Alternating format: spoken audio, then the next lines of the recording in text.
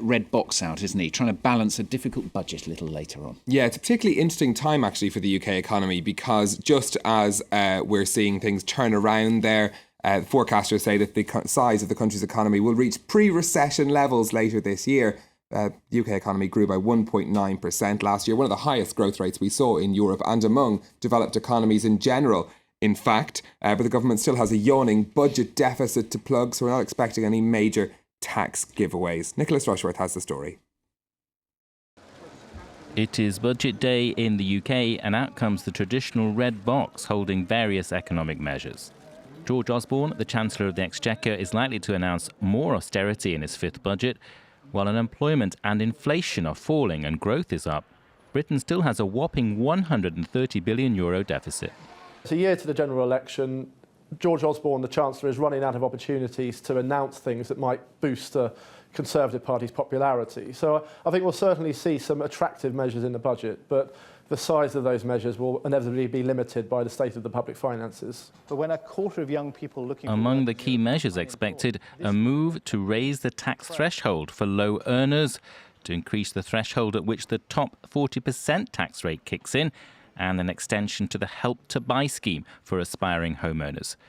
The opposition Labour Party says the majority of British people are worse off than 4 years ago, and household budgets are being squeezed. The charity organisation Oxfam is pointing to income inequality in the UK and has called on the Chancellor to consider a wealth tax, saying the UK's 5 richest families are worth more than the poorest 20% of the population combined. What we're calling on politicians to do is to redress the balance between those at the top and the rest of us who are struggling. The budget, once announced, will kick off a year of fierce election campaigning.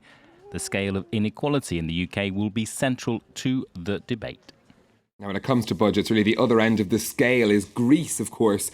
In Europe, its economy shrunk by 4% last year, the 6th consecutive year of contraction. But after 6 months of wrangling, the country's managed to do a deal with its international lenders for the next €10 billion instalment of its bailout loans.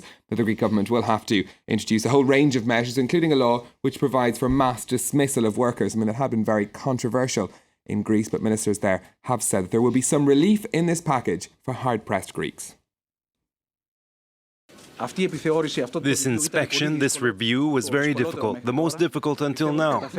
I believe that during these months we succeeded in improving the economy a great deal and at the same time achieved many things. Going to take you to Japan next. New figures on trade, painting a somewhat more optimistic picture. Yeah, this is the trade deficit figure, the value of Japan's imports over its exports. It's fallen in February. It was $28 billion in January, a record high, down to just $8 billion in February. But that figure is still 3.5% higher than it was a year ago. It's the 20th straight month that Japan has imported more goods than it's exported.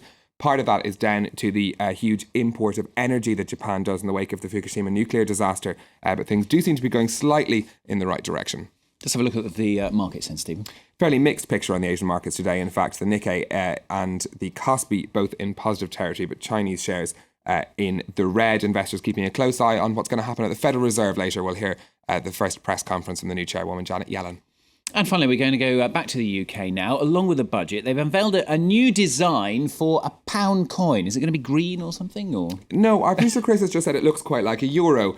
Take a look and see if you agree with him. It's got 2 tones. This is the new prototype design from the Royal Mint, which looks after different the UK currency, of course. This changes on the back of concerns that the pound was being counterfeited too much. The Royal Mint estimates that some 3% of pound coins are counterfeit that are in circulation. So there's a whole new range of security protections in this. The Mint says that it will be the most secure coin in circulation when it launches in 2017. As you can see, the 2 different coloured metals and a 12-sided shape, which I'm told looks like a threepenny bit, which we're all far too young to have ever seen. Yes, even I don't remember that. Is that what you're trying to say? I wouldn't be so bold as to... 12-sided, what's that then?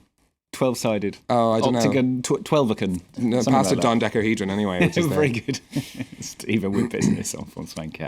Fresh Press with Flo. Political scandals is the order of the day in the French press today. A couple of days before the first round of crucial municipal elections.